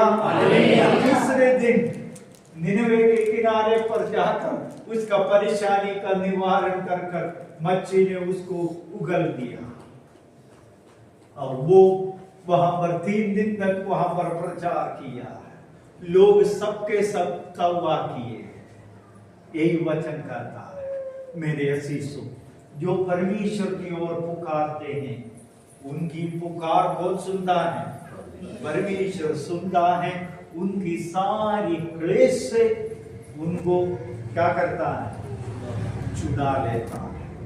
मुझे पता नहीं आपका जीवन का क्लेश क्या है आज, लेकिन अगर परमेश्वर की ओर पुकारे, आपकी जीवन के क्लेश को वो दूर करने के लिए आज भी तैयार है। हालेलुया। आपके जीवन का क्लेश कुछ भी हो, आपके जीवन का समस्या जो भी हो, वो दूर करने के लिए अगर कोई हमारे बीच में कर सकता है, वो कौन है? परमेश्वर। वो परमेश्वर यहाँ पर लिखा है, मैं यहोवा के पास गया और उसने मुझे छुड़ा लिया, और उसने मुझे सारी डर से मुझे निर्भय किया। मैं परमेश्वर की ओर देखा और उसने मेरे चेहरे को ज्योतिर्मय कर दिया, और मुझे कभी शर्मिंदा होने नहीं दिया। मैंने यहोवा की ओर पुकारा और उसने मुझे सुन ली, और मेरे सारी परेशानियों से, मुश्किलों से, समस्याओं से उसने मुझे छुड़ा लिया। अब ये 7वां है, थोड़ा पढ़िए। ਯਹੋਵਾ ਦਾ ਦੂਤ ਉਸ ਤੋਂ ਸਾਰੇ ਡਰਨ ਵਾਲਿਆਂ ਦੇ ਦੁਆਰੇ ਡੇਰਾ ਲਾਉਂਦਾ ਹੈ ਅਤੇ ਉਹਨਾਂ ਨੂੰ ਛੁਟਕਾਰਾ ਦਿੰਦਾ ਹੈ। हाँ, यहोवा के दूत और ਉਸ ਤੋਂ ਸਾਰੇ ਡਰਨ ਵਾਲਿਆਂ ਦੇ हाँ, ਦੁਆਰੇ उसको डरने वाले, किसको डरने वाला? हाँ, परमेश्वर से डरने वालों को, परमेश्वर से डरने वालों के चारों तरफ परमेश्वर का दूध छावनी करते हुए, हिंदी में थोड़ा पढ़िए। यहोवा के धर्मियों के चारों ओर हाँ, यहोवा के डरने वालों के लिए तो डर वही होंगे चारों तरफ। उसका दूध चावनी किए हुए हाँ, उसके दूध, किसके दूध? परमेश्वर के स्वर्गदूत उसकी चावनी करते हुए उनको बचाता है। उनको बचाता है। हालेलुया। क्या हम परमेश्वर से डरते हैं? परमेश्वर से डरते हैं? आपने किसी ने जवाब नहीं दिया, ऊंचा जवाब नहीं दीजिए। हम परमेश्वर से डरते हैं। कैसा डरते हैं? दो किस्म का डर है। एक हम कुत्ते से डरते हैं। नहीं डरते हैं? कुत्ते से नहीं डरता? डरते हैं। क्यों? कुत्ता काटता है। समझ गया ना? कुत्ता काटता है, इसलिए हम डरते हैं। अगर कुत्ता नहीं काटता है तो जो अपना आपका घर का कुत्ता है उससे डरते हैं आप? नहीं, उसके पास जाकर उसको प्यार करते हैं, समझा ना? उसके साथ बच्चे खेलते हैं और उसको पानी में फेंक देते हैं, नहीं तो डंडा मारते हैं, उससे हम डरते नहीं, वो अपना। लेकिन बाहर निकलते हुए कुत्ता आए तो हम थोड़ा सावधान हो जाता है, क्योंकि काटे नहीं, वो काटता है। कुत्ते से हम सब डरते हैं, लेकिन अपना मम्मी पापा से भी डरते हैं ना? डरते हैं। हाँ, आजकल के बच्चे तो डरता नहीं। पर पुराने जमाने में क्या होता था? पापा घर में है तो क्या है? घर में शांति है। पापा बाहर जाए तो अशांति फैल जाता है घर के अंदर। समझ गया ना?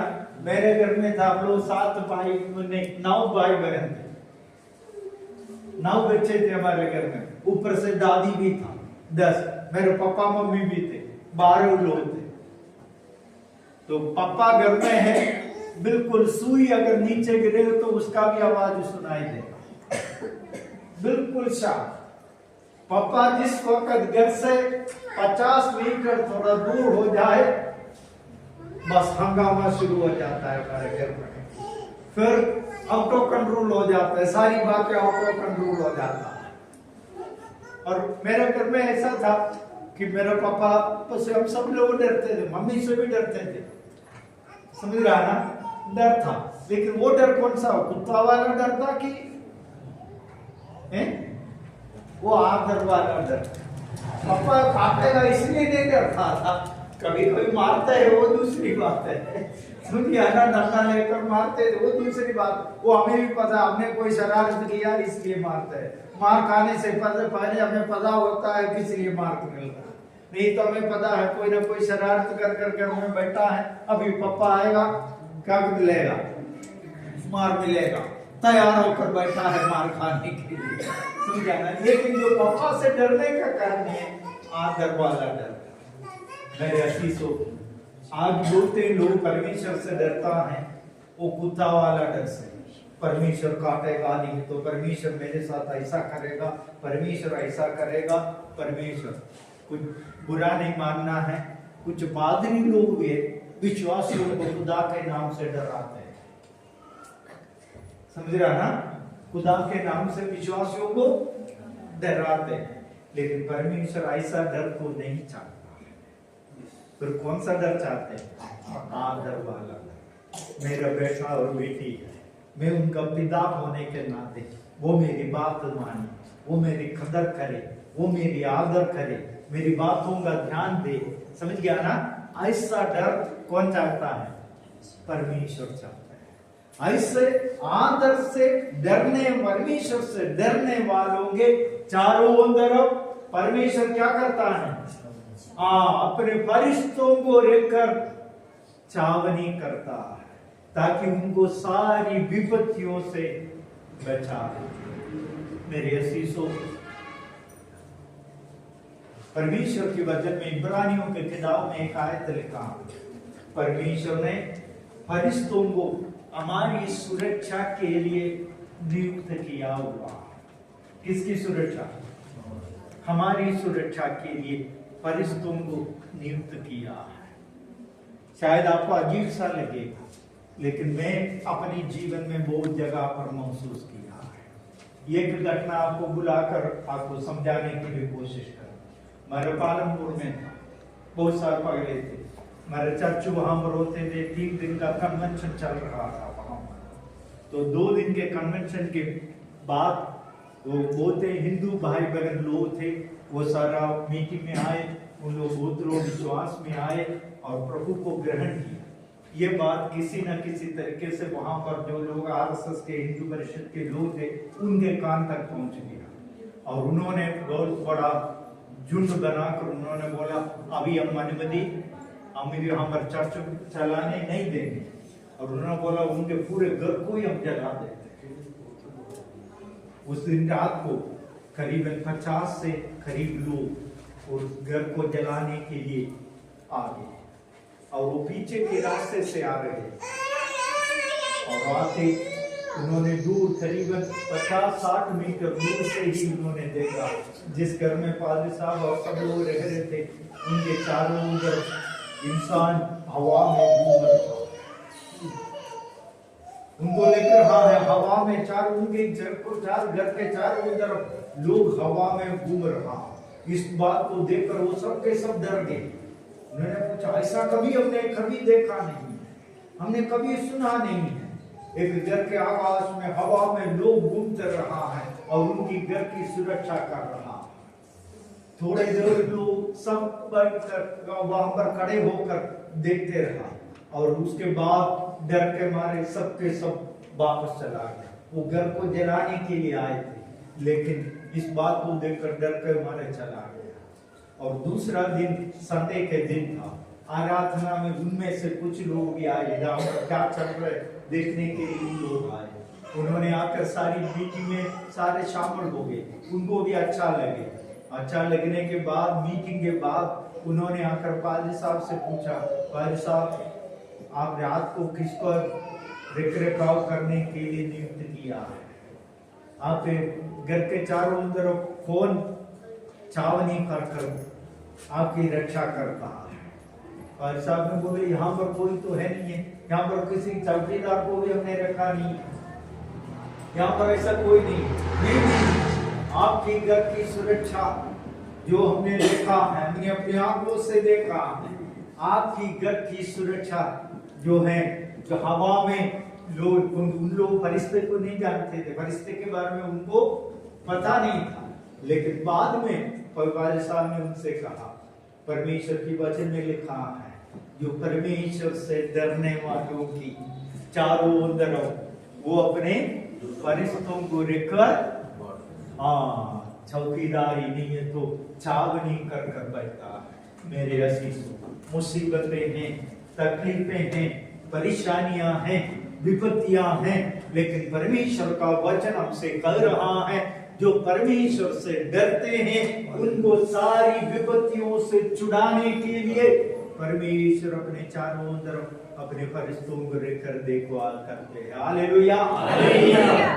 तो यहाँ पर लिखा है जो उससे डरते उनकी रखवाली कौन करता? परमेश्वर करता। हम रोज एक्सीडेंट के बारे में सुनते, हम भी सब्र करते हैं, हम भी कभी कभी मोटरसाइकिल से गिरा है, हम भी कभी कभी हमारे जो मोटरसाइकिल नहीं तो गाड़ी भी किसी गाड़ी के साथ टक्कर हुआ है, नहीं तो टक्कर होते होते बच गया। समझ गया ना? कौन रखवाली करता? परमेश्वर रखवाली करता है, वो अपने दूतों को रिक्र में करता है। इसलिए परमेश्वर से डरे। कौन सा? आदर वाला। इसलिए बाइबल में बार बार लिखा है डरते हुए कांपते हुए उसके हजूरी में आए। हम जब भी परमेश्वर के हजूरी में आए डरते हुए, कौन सा कुत्ता वाला डर नहीं, आदर वाला डर से और कांपते हुए हम आए। Hallelujah, hallelujah. अभी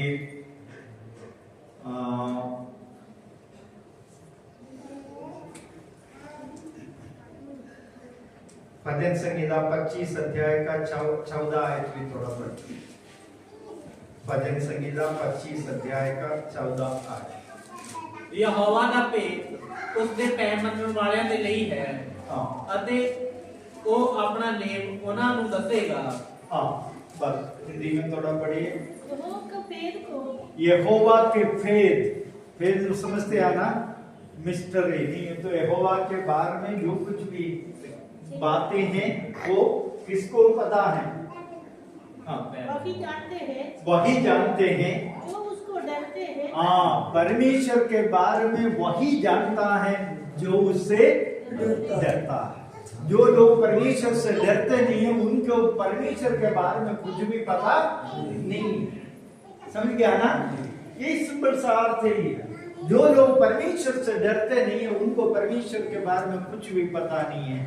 जो लोग परमेश्वर से डरते हैं उनके ऊपर परमेश्वर अपना भेद क्या करता है? अपनी वाचा उन पर प्रकट करता है। हाँ, अपना भेद उन पर प्रकट करता है, नहीं तो उनके ऊपर जाहिर करता है। समझ रहा ना? जो लोग परमेश्वर से डरते हैं उन्हीं के ऊपर, दूसरे शब्दों में कहें तो परमेश्वर मेहरबान होता है। समझ रहा ना? परमेश्वर मेहरबान उन्हीं के ऊपर होता है जो उससे डरते हैं। थोड़ा सोचे, उदाहरण में जल्दी देखकर प्रभु ने एक उदाहरण दिया था। एक पिताजी को दो बेटे थे। एक को बुलाकर बोला आज तू, बड़े को बुलाकर बोला आज तू खेत में जाकर काम करना है। उसने बोला मैं नहीं जाऊंगा। शायद उसने बोला मुझे क्रिकेट खेलने के लिए जाना है इसलिए मैं नहीं जाऊंगा। तब दूसरे को बुलाकर बोला तेरा भाई खेत में नहीं जा रहा इसलिए तू जा। और उसने बोला हाँ पिताजी जरूर जाऊंगा। लेकिन बड़े ने बाद जो ना कर दिया था वो वापस अपने कमरे में गया और उसको बुरा लगने लगा। पिताजी ने खेत में जाने के लिए बोला लेकिन मैंने मना नहीं किया, शायद मैंने अच्छा नहीं किया, इसलिए वो चुपचाप पिता की आदर करते हुए सम्मान करते हुए खेत में मजदूरों के साथ नहीं तो खेत में काम करने के लिए चला गया। जो छोटा था हाँ पिताजी मैं जाऊंगा, लेकिन वो क्या किया? हाँ, वो अपने दोस्तों के साथ घूमने के लिए चला गया। सुन गया ना? ये इनमें से किसने पिता की आदर किया है? बड़े ने। मना तो कर दिया लेकिन फिर भी पिता का इज्जत रखा, मान रखा, सम्मान रखा। तो यही पिता प्रभु ने जो कहानी बोला, इस कहानी में मैं थोड़ी सी बात और जोड़ रहा। ये दोनों वापस शाम को वापस घर में पहुंचे। समझ गया ना? पिताजी दिन में बड़े ने मना तो कर दिया, खेत में जाकर काम कर दिया, दोनों वापस घर में आकर समझ लीजिए यहाँ से कैसे होकर हमारी इस दरवाजे के गेट के अंदर से बाहर। बड़ा जो मना कर कर खेत में गया वो कैसा आएगा? थका हुआ है, समझ गया ना? पूरा दिन खेत में मेहनत किया है, वो सीधा अंदर से सीधा आएगा। पिताजी शायद यहाँ पर बैठे हुए हैं, पिताजी को देखकर बोलेगा खेत का सारा काम आज का काम हो गया है, चिंता मत करो हम बाकी कल निपटा देंगे। पिताजी को जो आएगा तब पिताजी क्या कहेगा?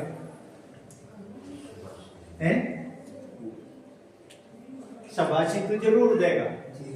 हाँ, और जो दूसरा कैसा आएगा घर के अंदर, जिसने हाँ बोल दिया था लेकिन गया नहीं, वो क्या करेगा? वो डर के आएगा। पहले उधर आकर गेट को थोड़ा खोलकर देखेगा अंदर कौन बैठा हुआ है। समझ गया ना? पिताजी को देखकर वो अंदर नहीं आएगा, बाहर ही खड़ा रहेगा और वो देखते रहेगा पिताजी इधर से थोड़ा हटे, दूसरा कमरा में जाए। वो दौड़ कर आकर कहाँ गया? अपने कमरे में घुसेगा। पिताजी को मुंह नहीं दिखाए। क्यों नहीं दिखाएंगे? क्योंकि उसने पिताजी की बात को नहीं समझ गया ना?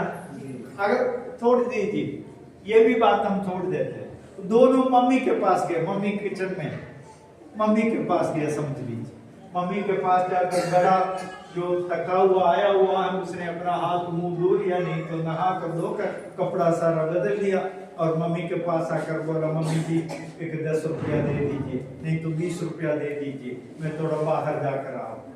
मम्मी क्या करेगा? क्या करेगा? दे देगा, क्योंकि मेरा बेटा हमारा इज्जत रखकर सम्मान कर कर काम कर कर आया है। मम्मी खुशी से उसको दे दे।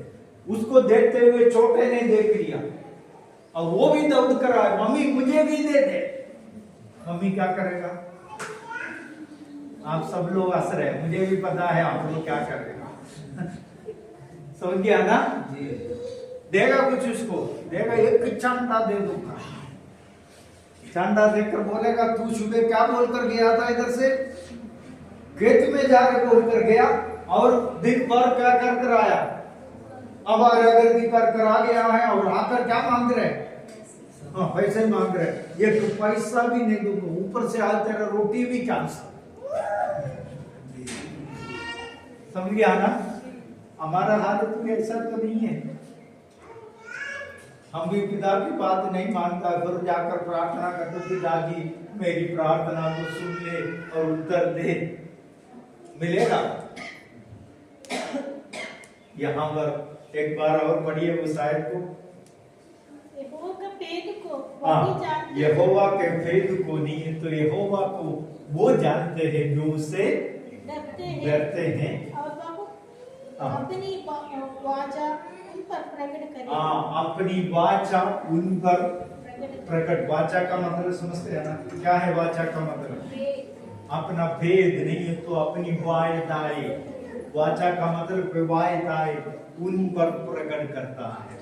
जो बेटा उसकी बात मानकर जो खेत में जाकर काम कर कर आया है उनके प्रति जो भी वायदा पिताजी ने किया है वो पूरा कर कर देगा। दूसरा जो आवारागर्दी कर कर आया है उनके प्रति क्या होगा? जो वायदा दिया है वो भी वापस ले जाएगा। इसलिए हमें परमेश्वर से डरे। अभी भजन संहिता 33 का 17 आयत भी थोड़ा पढ़िए। भजन संहिता 33 का 17 आयत।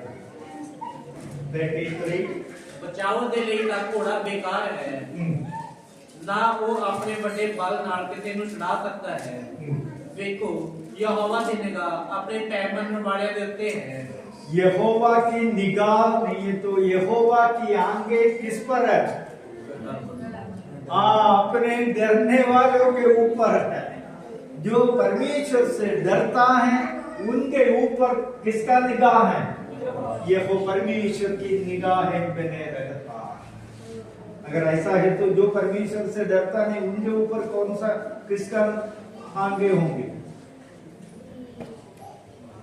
यहाँ पर हमने पढ़ा है जो परमेश्वर से डरते हैं उनके ऊपर किसका आंखें लगी रहती है? यहोवा का। जो परमेश्वर की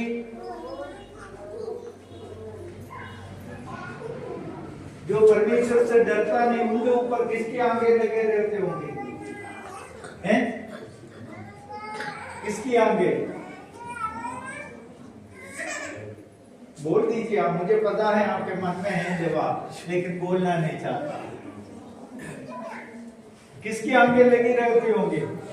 शैतान की आंखें लगी रहती होंगी। उसको गुमराह करे, उसको गलत रास्ते पर लाए, उसको जो गलत बातें और वश में करने के लिए।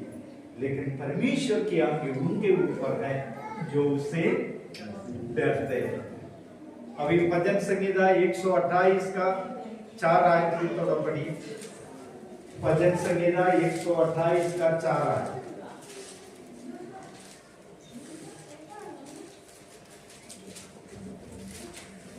यहोवा धर्मी है। एक सौ देखो वो मर्द मुबारक होवेगा जेड़ा यहोवा का भय मानता है। जो यहोवा की भय मानता है वो कौन है? मुबारक है।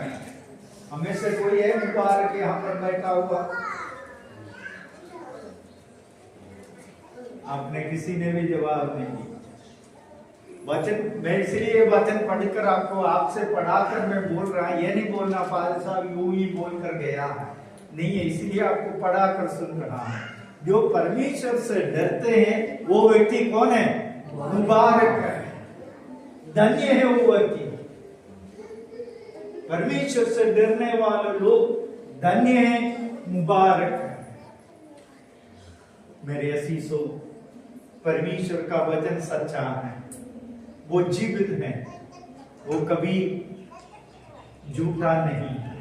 अगर परमेश्वर का वचन कहते हैं परमेश्वर से डरने वाले लोग धन्य हैं, तो वो धन्य ही। Hallelujah, hallelujah.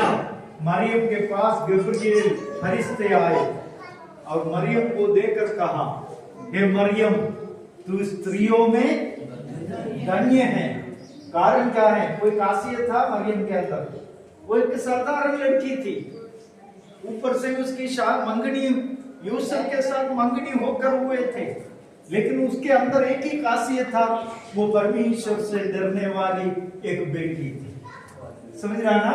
परमेश्वर से डरने वाला एक बेटी थी, इसलिए है। और इसलिए गब्रिएल सबसे बड़ा फरिश्ता आकर उसे कह रहा है, हे मरियम, तू धन्य है, तू स्त्रियों में सबसे धन्य है, और तुझ पर परमेश्वर का अनुग्रह हुआ।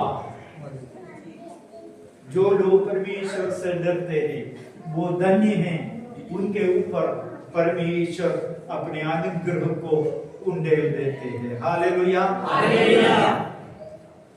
100 भजन संगीता 115 का 11 आयत में थोड़ा पढ़े। भजन संगीता 115 का 11 आयत। ए यहोवा ਤੋਂ ਡਰਨ ਵਾਲਿਓ, ਯਹੋਵਾ ਤੇ ਭਰੋਸਾ ਰੱਖੋ। ਉਹ ਉਹਨਾਂ ਦਾ ਸਹਾਇਕ ਤੇ ਉਹਨਾਂ ਦੀ ਢਾਲ ਹੈ। जो परमेश्वर में पढ़ी, यहोवा के डरवैयों, ये यहोवा के डरवैयों नहीं है तो दूसरे शब्दों में कह रहा है, ये यहोवा के डरने वाले लोगों। समझिए ना? और क्या कह रहे हैं? यहोवा पर भरोसा रखो, तुम्हारा सहायक और ढाल वकील। तुम्हारा सहायक, तुम्हारा मददगार और तुम्हारा ढाल किसको हम करते हैं? जब भी तुम्हारे खिलाफ कोई हथियार इस्तेमाल करते नहीं तो लड़ने वालों के ढाल बनकर कौन खड़ा होता है? परमेश्वर खड़ा होता है। शत्रु जब भी तुम्हारे ऊपर हावी होने के लिए आते हैं, अपने हथियार इस्तेमाल करते हैं, उन हथियारों से बचाने के लिए तुम्हारा ढाल बनकर कौन खड़ा रहता है? परमेश्वर। उनके लिए जो यहोवा से डरते हैं। Hallelujah, hallelujah. 103 का 11 और 12 आयत भी थोड़ा पढ़िए। भजन संगीता 103 का 11 और 12। जितना ऊंचा आकाश धरती तो है, जितना ऊंचा आकाश धरती से है, इतनी बड़ी ओदी दया उन्हें डरने वाले होते हैं। उतना ही बड़ी दया उन लोगों के ऊपर है जो परमेश्वर से डरते हैं। समझ रहा ना मेरी बात? जितना आकाश और पृथ्वी जितना अंदर है, नहीं तो इतना बड़ा है, उतना ही बड़ा है परमेश्वर की दया उनके ऊपर जो खुदा से डरते हैं। 115 का 13 आयत भी थोड़ा पढ़ेंगे।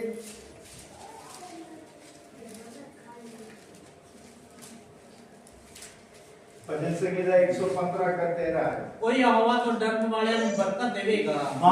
यहोवा से डरने वालों को क्या मिलेगा? बरकत मिलेगा। परमेश्वर से डरने वालों को बरकत मिलेगा, और जो नहीं डरता उनको क्या मिलेगा?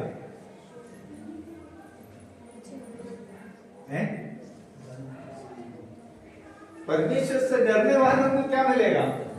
बरकत मिलेगा। वो तो हमने वचन में पढ़ लिया। लेकिन जो डरता नहीं उनको क्या मिलेगा? कुछ मिलने वाला नहीं। मेरे असीसों, और भी एक आयत हम पढ़ेंगे।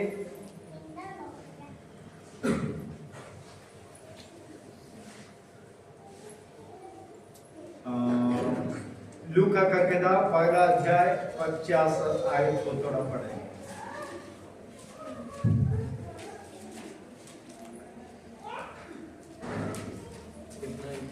लूका 1 अध्याय का 50 आयत। और उसकी दया उन पर जो उससे डरते हैं। उसकी दया नहीं है तो परमेश्वर की दया उनके ऊपर जो उससे डरते हैं, पीढ़ी से पीढ़ी तक बनी रहती है। Hallelujah, hallelujah. जो परमेश्वर से डरते हैं उनके ऊपर, उनके संतानों के ऊपर नहीं तो उनके आने वाले पीढ़ी के ऊपर भी किसकी दया बनी रहती है? परमेश्वर की दया बनी रहती है। मेरे असीसों, परमेश्वर का वचन सच्चा है। एक दूसरे जगह पर लिखा है, परमेश्वर के डरने वालों के हृदय की ख्वाहिशों को भी परमेश्वर पूरा कर देता है। हालेलुया। तो क्या परमेश्वर से डरना अच्छा है कि ना डरना अच्छा है? क्या हम डरते हैं? डरते हैं? हाँ, सिर्फ परमेश्वर से ही डरना। समझ गया ना? माँ बाप से डरना, इस दुनिया में रहते हुए हमें बहुत लोगों से डरना, पुलिस से डरना, नहीं है तो क्या मिलेगा? डंडा खाना पड़ेगा। सीधी सी बात है, क्योंकि पुलिस हमारे ऊपर, उनको अधिकार दिया गया, पुलिस वालों से डरना है। कैसा डरना है? कोई गलत काम नहीं करना, अगर कोई गलती हुए तो भी हम उसको सुलझाने के लिए कोशिश करना है। कभी कभी आजकल के नौजवान को ये है, पुलिस को देखकर उनको लॉ एंड ऑर्डर सिखाने के लिए कोशिश कर। उदाहरण में अपना नहीं, अपने दो भाइयों का ही बोल देता हूँ। हम पहले थे उधमपुर में था, जम्मू कश्मीर में, हमारे कुछ लोग पर्ची बांटने के लिए अलग अलग घरों में बांटने के लिए निकल पड़े। नौजवान लड़के थे, निकल पड़े और रास्ते से ऐसा जा रहा था, वो 2-3-4 पुलिस वाला वहां पर सिविल तरीके में दो पास था ना, कुछ उनका खाने पीने का, उसका भी चिंता मत करे, वो सारा मेरा जम्मू आ रही है, उनको किसी चीज की कमी होने नहीं देंगे। तो वो रात भर जेल के अंदर रहा। समझ गया ना? दूसरा दिन सुबह अफसर जब ड्यूटी में आया और ड्यूटी में आकर सीधा उनके जेल सेल खोल दिया, अंदर जाकर पूछा क्या हाल चाल है तुम्हारा। उन्होंने पूछा खाना खाया, तब क्योंकि बाकी अफसर को बोल कर गया था सुबह सुबह इनको चाय खिला देना, ब्रेकफास्ट खिला देना, तो बोला सब कुछ मिल गया है। फिर अफसर ने पूछा अभी पता चला हम लोग कौन हैं? उन्होंने सबने हाथ जोड़कर बोल दिया जी हमें पता चल गया। तब दूसरे अफसर को बोलकर बोला अभी गाड़ी में बिठाकर चर्च में छोड़ कर आओ। समझ गया ना? तो पुलिस वाले से डरना पड़ता है। उल्टा सवाल करना नहीं है, सवाल करने की जगह पर करना है, लेकिन बेटा नम्रता से करना है। उनके अधिकार को हम जो है सम्मान करना है, नहीं तो हम बोलते हैं उनके ट्रस्ट को हमें सम्मान करना है। वैसा ही हमें हर जगह पर लोगों से डरना है, लेकिन उनके अधिकार से हम डरते हैं। लेकिन परमेश्वर से भी सबसे ज्यादा डरना है। Hallelujah, hallelujah. उन डरने वालों के लिए परमेश्वर बहुत कुछ करता है।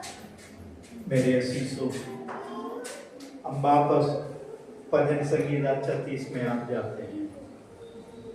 मैं परमेश्वर के पास गया और उसने मेरे साथ क्या किया? मेरी बातें सुन लिया और मेरे सारे डरों से मुझे दूर कर दिया, सारे डरों को दूर कर दिया। मैंने उसकी ओर नजर उठाकर देखा और उसने क्या किया मेरे साथ?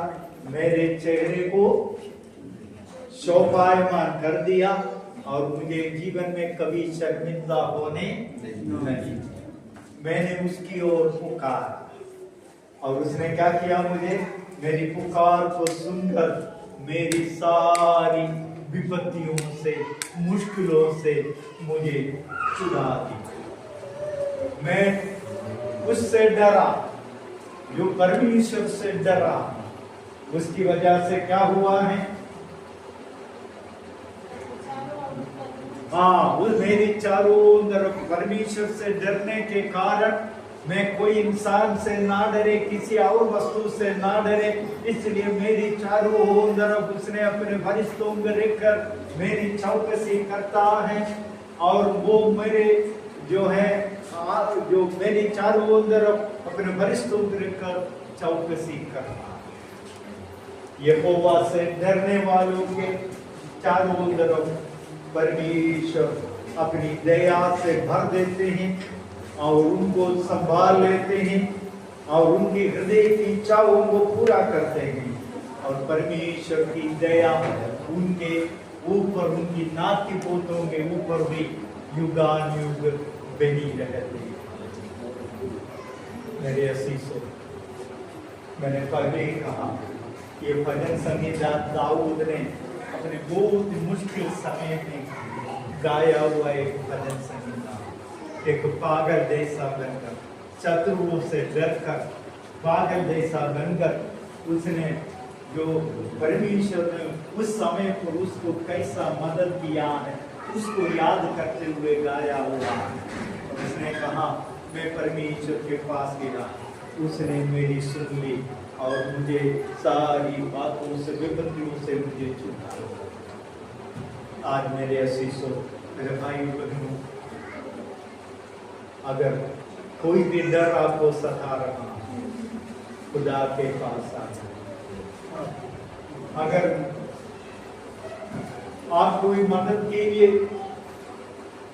आंखें उठाने के लिए कोई और जगह नहीं है तो परमेश्वर की ओर अपनी आंखों को और परमेश्वर की ओर चिल्लाए और परमेश्वर का भय माने। यही आपके जीवन बदल कर रहे, यही आपके जीवन को बदल कर रहे। सिंपल सा 4 बात मैंने आपके सामने रखा। मैं उसके पास गया, मैं उसकी ओर अपनी आंखें उठाई, मैंने उसकी ओर चिल्लाई और मैं उसको गड़बड़ी को करनी तो मैंने उनकी ओर देखकर भय माना, इसलिए मेरा जीवन बदला।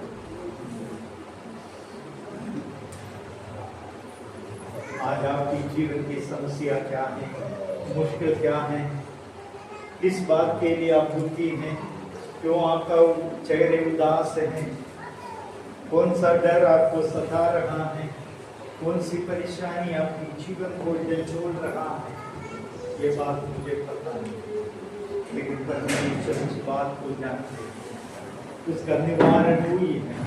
परमेश्वर के पास जाए, उसकी ओर देखे, उसकी ओर चिल्लाए, उसका भय माने, आपकी जीवन की सारी समस्या वो दूर करे, आपके सारे डर को वो दूर करे, आपके सारे कष्टों से वो आपको छुड़ाए।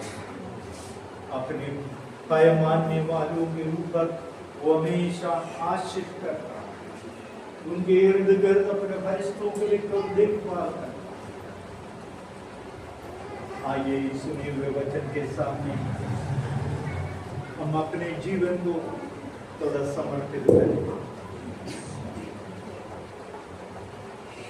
मेरे जीवन में मैं किसकी ओर आस लगा कर बैठा, मैं किसकी ओर पुकार रहा, मैं किससे डर रहा, कौन सी डर मुझे सता रहा, कौन सी परेशानी मुझे डरा रहा।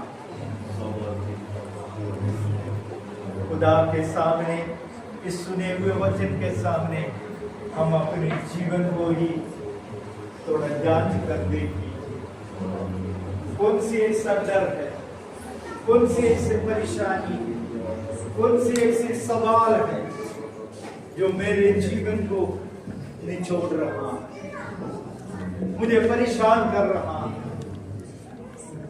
मेरे हृदयों को तोड़ रहा।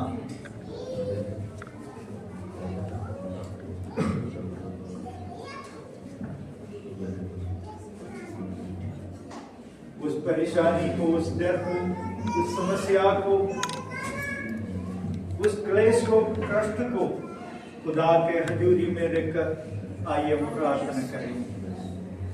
पिता परमेश्वर, इस सुने हुए वचन के लिए हम आपका धन्यवाद करते हैं। प्रभु तेरा वचन सच्चा और जीवित है, तेरा वचन ताकतमंद है। खुदा प्रभु, हमारी जीवन का डर आप दूर करें, हमारी जीवन का कष्ट और क्लेश को दूर करें, हमारी जीवन की हर परेशानी मुश्किल को दूर करें, जो समस्या हम सामना कर रहा है उसको दूर कर हम तेरा डरवरी होकर तेरा पैमान कर तेरी आदर करते हुए हम आगे बढ़कर तो हमारे लिए देते हुए सारी आशीषों को प्राप्त करने के लिए आप हमारी मदद और सलाह करो। प्रभु यहाँ पर बैठे हुए तेरे बेटे बेटियों को हम तेरे बलवंत हाथों में सौंपते। आप उनके ऊपर दया कर उनकी हर तकलीफों से, हर डरों से, हर समस्याओं से, हर परेशानियों से बचा कर अपना डरवरी बनाकर खुदा अपना पैमाने वाला बनाकर जीवन में आशीष पाकर आगे बढ़ने के लिए मदद और सारी आदर महिमा आपको देते हुए यीशु मसीह के नाम से सो परमेश्वर का धन्यवाद करते हैं आज वचन दे लिए खुदा दास के लिए जोरदार ताली के साथ स्वागत करें।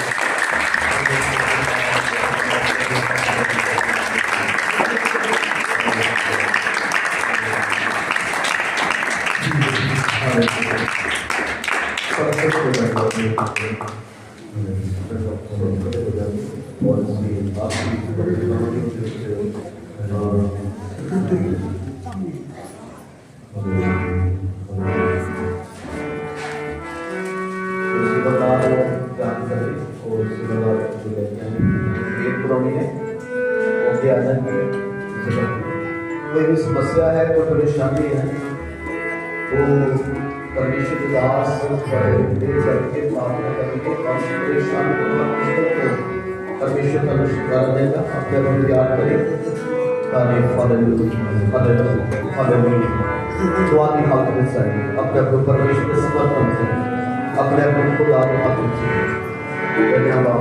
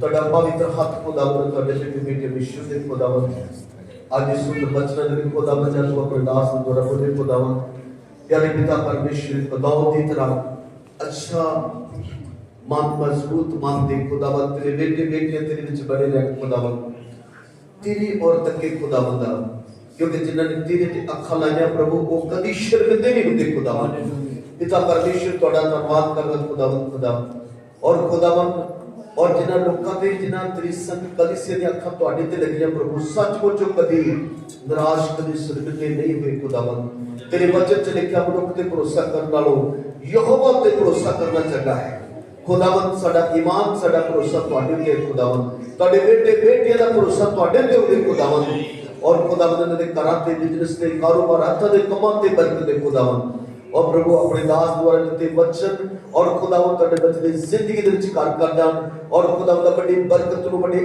आशीष नु प्राप्त कर तुहाडे बेटे बेटियां खुदावन तुहाडा धन्नवाद करदा खुदावन पिता परमेश्वर मैं प्रार्थना करदा तेरे दास लई और तेरी दासी दे लई इन्हां दे फैमिली परिवार दे लई खुदावन और प्रभु यीशु दे नाम विच खुदावन सेवकाई दे विच बड़ी आशीष कर और जिथे जान तेरे नाम च फतह पाउण तेरे फरिश्तां दे पैरे होण और संत कलीसिया दे तुहाडे फरिश्तां दे पैरे बड़े भवन नु और खुदावन अपने लोकां नु तरक्की बख्श तुहाडे नाम कलाम च वाधे चले जाण खुदावन और तुहाडी बड़ी बरकत तुहाडी बड़ी आशीष हो खुदावन आज कोई तेरी हाजुरी जो खाली न जाए बड़े आनंद नाल जान पिता परमेश्वर इन्हां दे चेहरे ते तुहाडा नूर चमके खुदावन और तुहाडी बरकत आवे खुदावन तुहाडा शुक्र करदे तुहाडा धन्नवाद करदे सारियां गल्लां च तुसी वधो ਅਸੀਂ ਇਕੱਠੀਏ ਤੁਹਾਡਾ ਨਾਮ ਉਚਾਰਦੇ ਬਰਕਤ ਦਿਓ ਯਿਸੂ ਦੇ ਨਾਮ ਵਿੱਚ ਆਮੀਨ ਆਮੀਨ ਆਮੀਨ पिता परमेश्वर का प्रेम प्रभु यीशु मसीह का अनुग्रह पवित्र आत्मा का सखभागिता हम सबके साथ सारे संतों के साथ खास कर इस कलीसिया के हर परिवार के ऊपर हमेशा तक होते रहे